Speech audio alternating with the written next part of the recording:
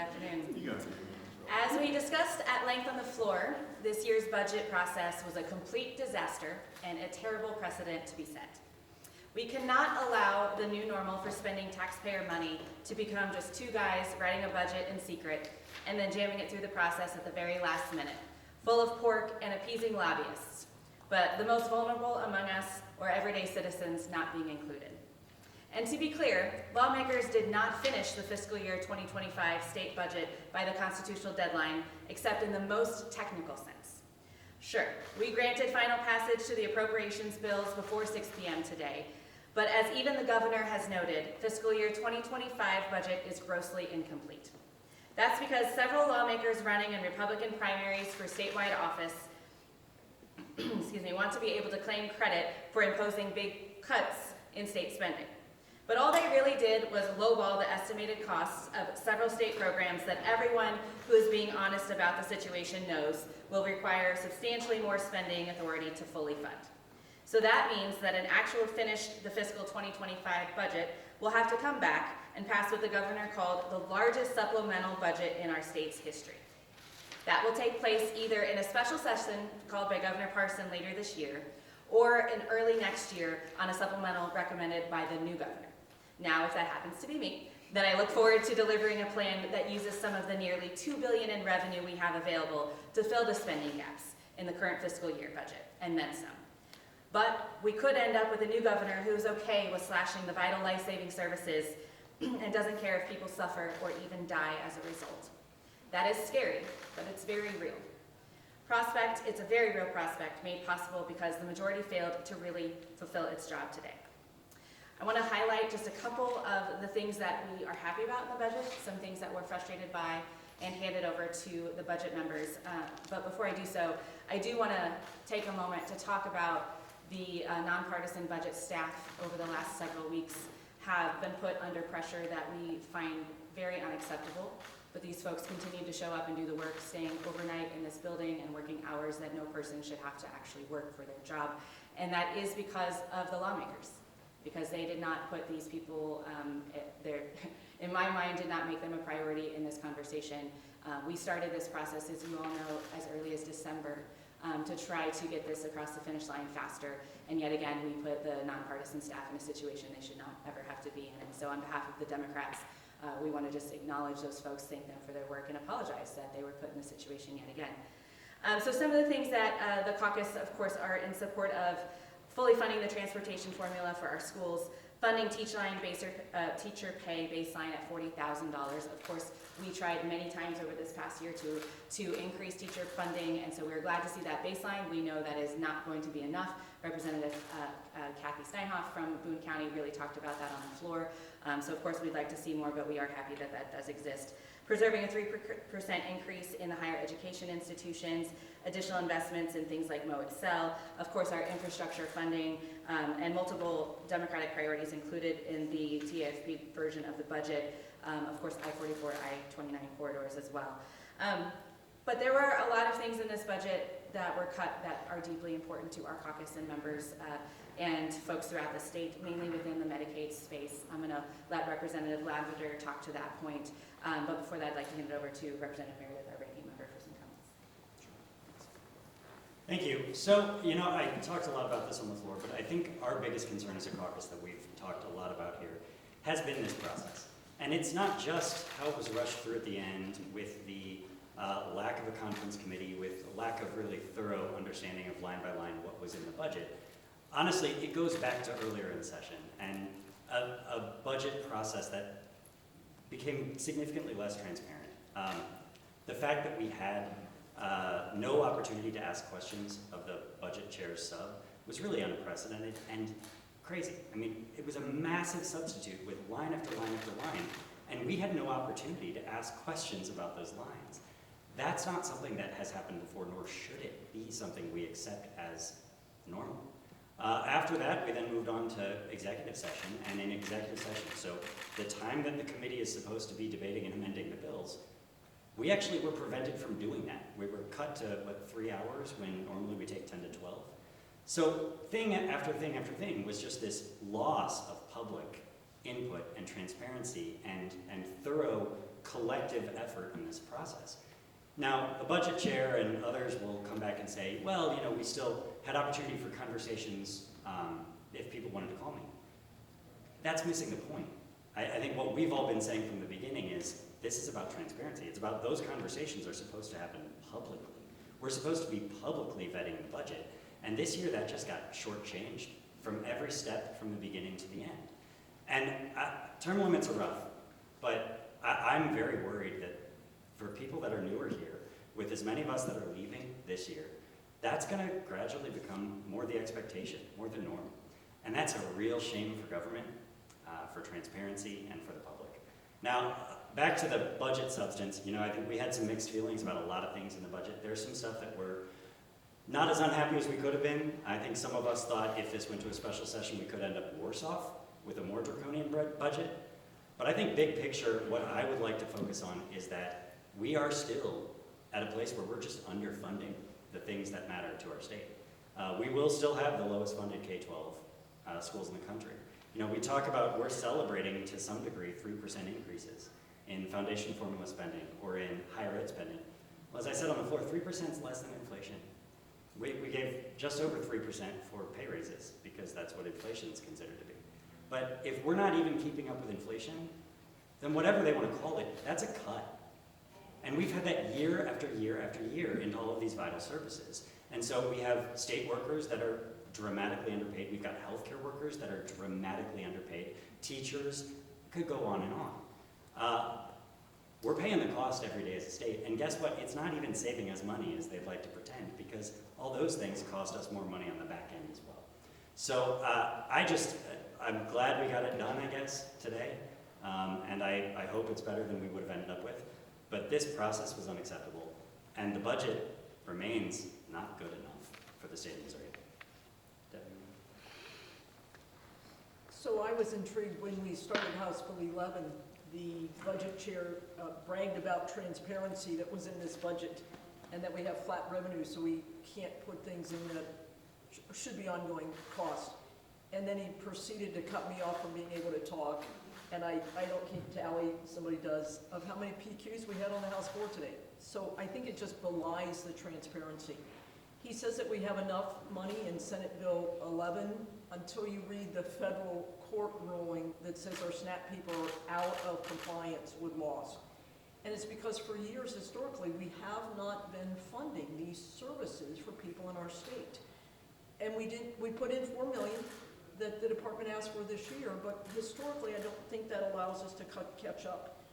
We cut, as Madam Leader said, Medicaid provider rates, Medicaid across the board that is going to come back in a supplemental. The money we cut for nursing homes was what the Senate put in because that's what nursing home owners said they need to have to stay afloat. We've seen, I think that the number is close to 100 nursing homes that have closed over the last decade.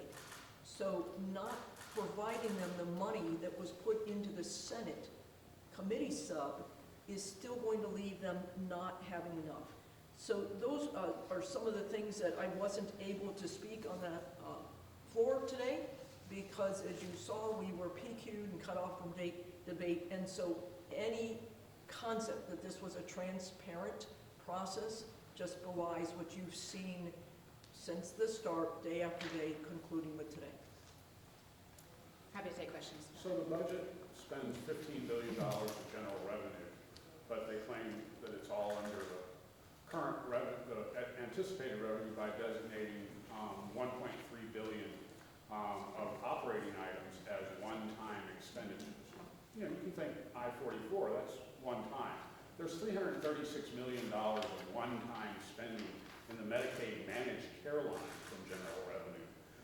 Does anybody up there anticipate that the $336 million will not be needed in the following year?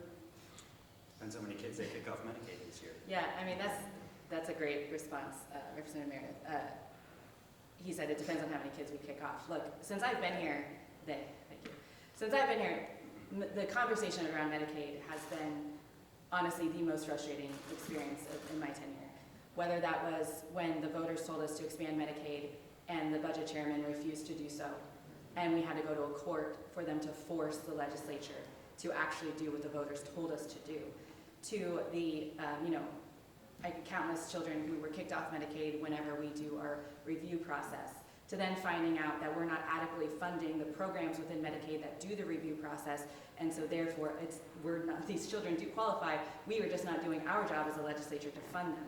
When you look at the budget cuts, it's everything from the IT networks that we utilize to the staff at hand, and it's disgusting how we look at our Medicaid program in our state. And CMS itself has already told Missouri that because of this Planned Parenthood thing, that because of the defunding of Planned Parenthood that they're claiming, there's a very good chance that we could be at risk. And so of course we're gonna go back to court over that as well and waste more taxpayer money simply because the Republican leadership do not care about low-income children in our state. Is it safe to characterize it in the way that you would have liked to spend more out of our surplus, the state surplus, on things like public services, social services, Absolutely. education? Right. Yeah, absolutely. I mean, not only do we have the surplus money that we should be utilizing instead of one-time funding. One-time funding from the Biden administration was meant for investment in things like infrastructure, which we're doing in some spaces. But we have a whole lot more that we could be doing with that one-time money. I mean, heck, we could be talking about the Kansas City Chiefs if we wanted to. There's a whole lot we could be doing with that money. And instead, we're using that one-time funds for things that general revenue should be doing. And in my honest opinion, we're doing that because the Republicans continue to cut taxes for the most wealthy in our state and our corporations, and they know that we cannot sustain it. So they're not only using that money because of tax cuts, they're making it harder for individuals to receive the vital services that they desperately need because we can't afford it because of the decisions they keep making. There's, Governor Parks. Go ahead, Lisa. okay. There's still language in the budget passed by the Senate, and then you guys just passed it, that has the anti-sanctuary city language. I mean, what is your response to that? Like, would that actually do anything to Kansas City? Yeah, we didn't bring up the sanctuary city language because there's actually statute that already addresses this. This is already law. That was just another time that the Republicans are using something to try to win their primary elections. They wanted to call out a Democratic mayor who is quite honestly thriving more than probably any other community in our state right now, and call him out for a comment that he made when there's already statute in place where that is prevented. And so we didn't even bring it up today because it was a pointless conversation. Governor Parson expressed discontent with the process, just as much as pretty much everyone, I think, has, and basically said that he hadn't even seen the budget before it was, presented by the Senate. Are there concerns, or maybe you welcome this really strict scrutiny from Parson on what this budget's going to look like? Are you expecting vetoes? He vetoed over $500 million in the budget last year. Yeah, we definitely expect the governor's office to be very diligent in making sure that we know where this money is going and that it is appropriate. The unfortunate reality is, though, he can veto things, but he can't put more money in. And that's, I think, for us, one of the most frustrating pieces. We talk about the transparency in this process. A lot of that is because so much money that we deeply cared about and we know are vital to Missouri citizens to be able to get by day to day are cut. And when the governor was making very fiscally responsible decisions, quite honestly, and it's very rare for the Democratic leader to be standing up here celebrating the Republican governor's decisions, but the budget he presented us was very different than where we are today. And so I am hopeful that he'll go through line by line. We do expect to have some vetoes, I'm sure, but the unfortunate reality is we can't increase those funds. So I asked the budget chair about the child care subsidy rate increase that the governor asked for, and $51 million that the governor asked for to fund it. And he said, well, we funded it out of the current money by anticipating utilization that is in the historic level, not 100% utilization. And Representative Lavender spoke about this in other areas of the budget when she got a chance to speak before she was point of order.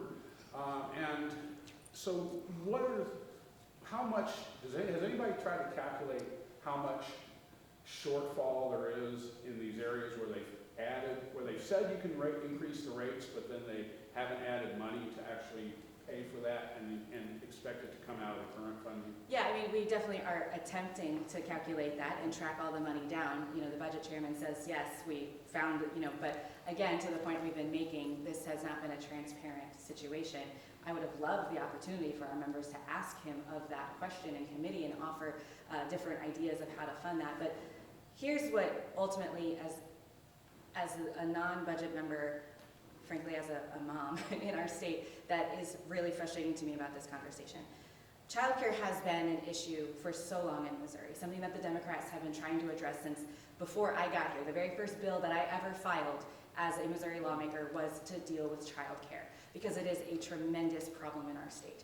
But instead of actually addressing it like the governor asked us to do, like I'm grateful the governor finally is saying, yes, this is a problem, we need to do it. And not just within the budget, but also we've talked about tax credits and all these other spaces where we're trying to address this problem. Instead of doing that, what we're hearing as Republican lawmakers, Senator Moon just this week saying that our state would be better off if women were not working.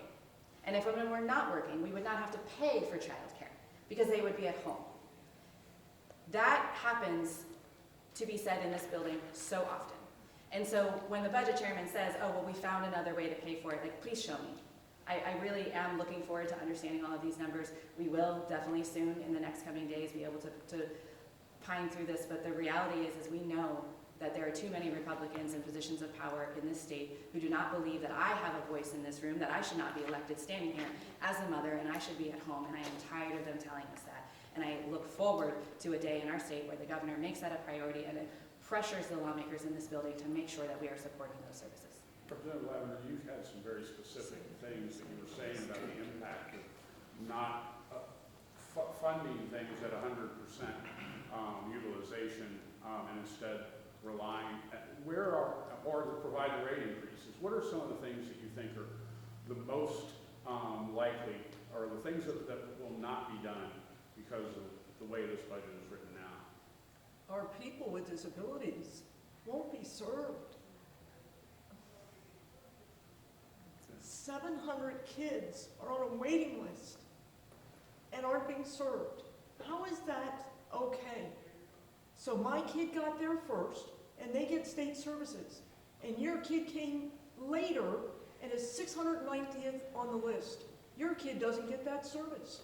We have children sitting in hospitals for months and years because we don't provide services. And the hospitals aren't being paid either.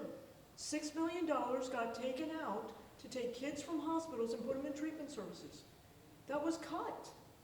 In-home providers, our centers for independent living, help people vocationally be able to get jobs. They got a cut of $500,000 this year. They provide services for 49,000 people across the state. That's what is the harm for our low-income people, our people with disabilities. You've heard me say that for years. That's the challenge with not funding these things. And you heard me my conundrum. Oh, $17 is enough. You can't find people who will work for that. So do we have unspent money? Yeah, because the positions go open. We didn't cut it out of corrections, but we're okay to cut it out of in-home providers. So you can see the difference in priorities of caring for people in this state. Representative Meredith, I have a question for you. Kind of a two-part question, or maybe Quaid wants the second one. First one has to do with, we heard on the floor today that it wasn't the House's fault. We heard that from Representative Smith a handful of times. I don't blame anybody in this chamber, but he definitely won't pinpoint who he's going to blame. And I'm not asking you to play the blame game either, but why do you think that we got in this process? How do you think that we got to this where nobody really knows what's in the budget? Look, I mean, there are lots of places you can point fingers, but the reality is it just comes down to Republicans failing to govern like adults whose job it is to govern. I mean, they've known from day one when the deadline was. They've known what obstacles they might have in the Senate. They even talked about the House sending over the budget a lot earlier this year, and instead it was on the late side. So there's plenty of blame to share, but they've got a supermajority. They all need to own responsibility for us getting to this point in the process. My other question has to do with yesterday. Governor Mike Parson kind of took us all surprised regarding $8 million to go to the National Guard. He came out and said that he did not ask for that. He is going to veto that line item because he doesn't see a need on why, since the troops will be coming home soon. It sounds like Representative Smith put that money in there, but he believes that it should be in there. your thought of what Governor Mike Parson said and that 8 million that's set to go to the National Guard for border security. Well, it sounds to me like Governor Mike Parson thinks that President Joe Biden has solved the border crisis. Look, the fact that our governor spent taxpayer money to go down to the border to get an update just the other day about what was happening, this whole thing is politics, and we know that. He's vetoing the money because he knows we don't need it. This whole conversation has been, again, about these primaries and trying to win an election, and they're fine with wasting taxpayer money to do so. And, you know, we voted for the supplemental, not necessarily because we thought it was necessary, but because the governor already sent the folks there. And so since they made that decision, we have to pay for it, right? So he knows that this is not necessary. They know that this is a political stunt, and they know that that money could be spent in other places. On Monday, the Senate is expected to take up the proposal to change the majorities for constitutional amendments. Democrats on the Senate side have said they will filibuster. Is there anything you want from the Senate other than the Democrats to filibuster that bill? No, listen, we have just a few days left of legislative session, and I have faith in the Senate Democrats to stand their ground on this. You know, they have carried the Senate every day. The reason this budget even got over here was because of the Senate Democrats. If they had not voted yes on those bills, they would have died. It has been the Democrats every single day in this building for far too long, being in the super minority, making this place function. And so my ask of them is just to continue to do what they do best. A bill that is now in the House is the FRA. The Senate passed it right after the budget yesterday, so that is now in your hands. Speaker Clocker said the plan is committee Monday, rules maybe Tuesday, and you guys take it up Wednesday, Thursday. Thoughts on, do you think it's going to be pretty smooth sailing? It feels like you and the speaker are on the same page about how essential this is and the fact that it needs to be quote unquote clean. Yeah, absolutely.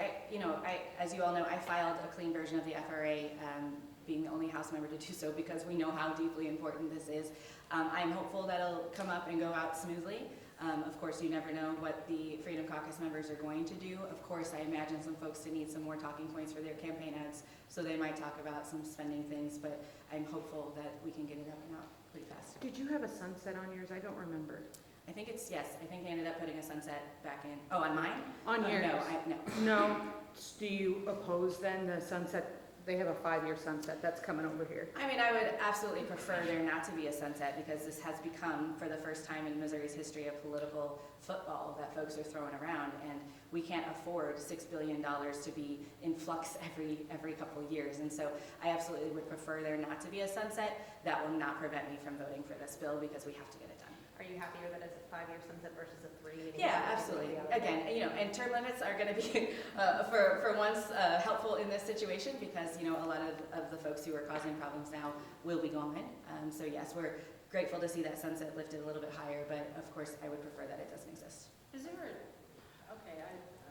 help me with this, this is my ignorance here, but who can decide where the abortion ballot measure goes?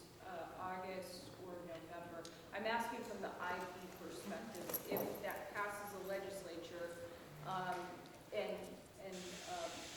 I'm just curious if the abortion ballot measure will be better served in August than in November. So that's a two-part answer to your question. It depends on how quickly the Secretary of State actually certifies these signatures. So if they're able, if let's say they were able to get it done in a day, which they absolutely cannot, then the governor would get to decide where it goes. The Secretary of State's office has already made comment that they don't believe that they will get it out in time for an August primary vote. That said, depends on how Secretary of State Ashcroft does this. The folks with ACLU may end up challenging depending on how many he throws out. So there's still a lot up in the air to tell us when it's going to be. For us, we're happy no matter where it lands because we know Missourians are going to be voting for this, and we're just ready to see it get done. I have a specific, just line item question. There's $25 million in the budget for Children's Mercy in Kansas City. Is that to build a new hospital, and who added that? I think that was a continuation of the conversation that started last year, but I don't have the specifics right off the top of my head. I'd have to look at the actual budget to be able to tell you. All right, There are several projects like that in the budget, some of which do not have a certificate of need at this point. Should the state be funding hospital projects before a certificate of need is issued? I think that you will see so many. I was trying to find my list of of specific, what folks call pork projects. And some of them, of course, some of them are desperately needed, some of them are going to be really great for our communities. But I think the timing of them really depends on who is currently serving and the why when we don't see those specific requests put in place. Of course, I think when we're talking about healthcare specifically, I think that investments early on are better than on the tail end. So it's a kind of a complicated answer, but the list of individual items that are in this budget is probably the largest I've ever seen. 300.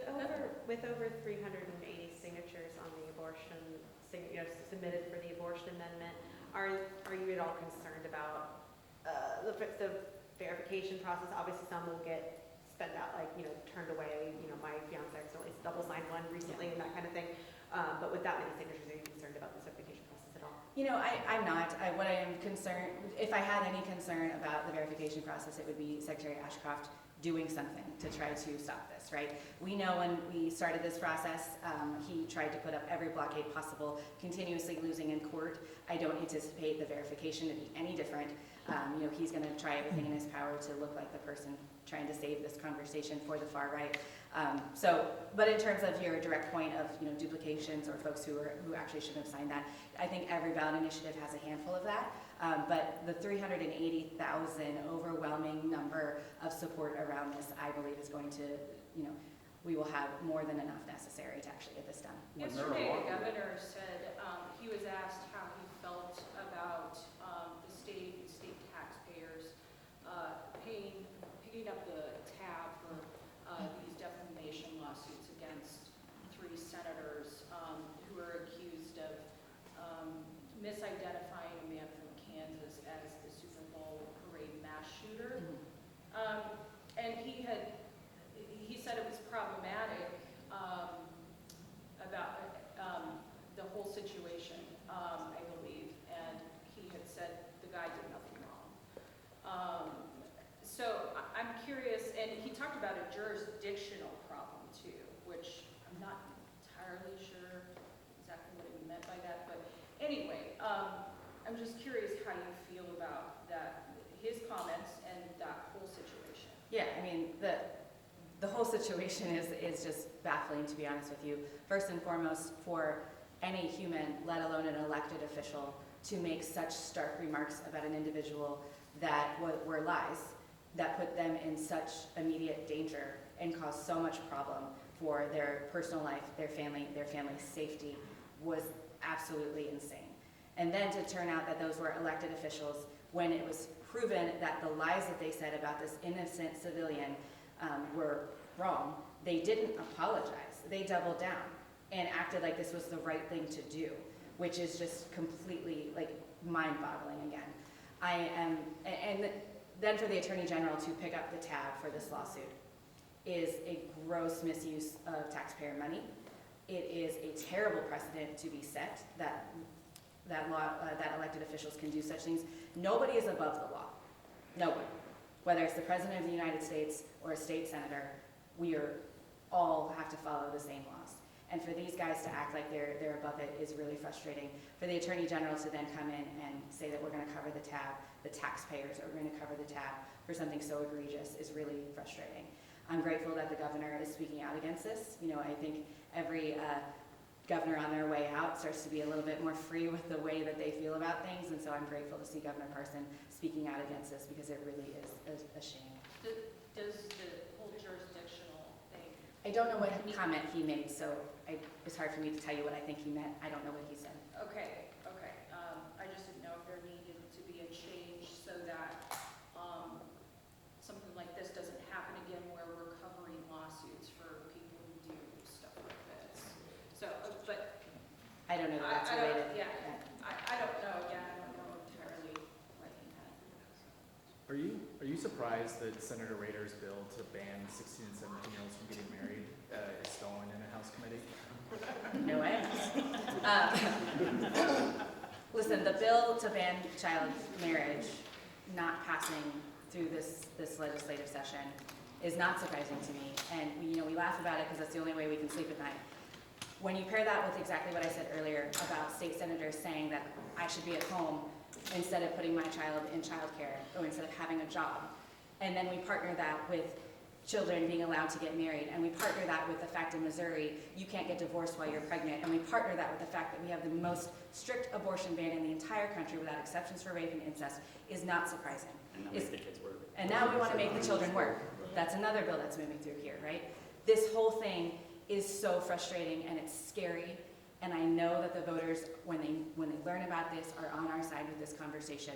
Does it surprise me? No. After 8 years in this place, nothing surprises me anymore. And I'm grateful they're finally saying the quiet part out loud. Speaking of the child labor bill, Cherie Tolson-Reich made some comments this week, or was it last week, whichever, it's all a blur, but I had colleagues and post-colleagues that were wondering what was up with that. So I'm just curious, she had made comments about, kids being lazy, playing video games, and joining gangs. So wanted to give you a chance to comment on some of the Yeah, I stuff mean, she I think- said, and that has obviously gone to other states. And it's- Yeah, my feelings on what the representative said on the floor were pretty much the same as the children who were in the gallery that were shaking their heads and yelling and freaking out about these comments that were made. I have teenagers. I think any of us who have raised children, of course, we get frustrated by the video games and whatever else. Every generation is going to have things. But the fact that an elected official could make such comments about young people on the House floor was such a generalization, and use that as a defense for a bill that takes us backward in time. Our labor unions have done so much to protect the working class and to protect children and to make sure that just because we have tiny hands doesn't mean that you have to go work in the factory. We have spent so many years in this country, decades fighting to put worker protections in place. And for a lawmaker to stand on the House floor for the Missouri House of Representatives and say, because children are lazy and they play video games, we should roll back all of this work that we have done is, again, just a testament to where we are in this state, where the Republican Party of Missouri is in this state. And am I shocked that she said it? No, I'm not. But I'm glad that folks are hearing what she said. All right. Thank you guys so much for your time. Thank you.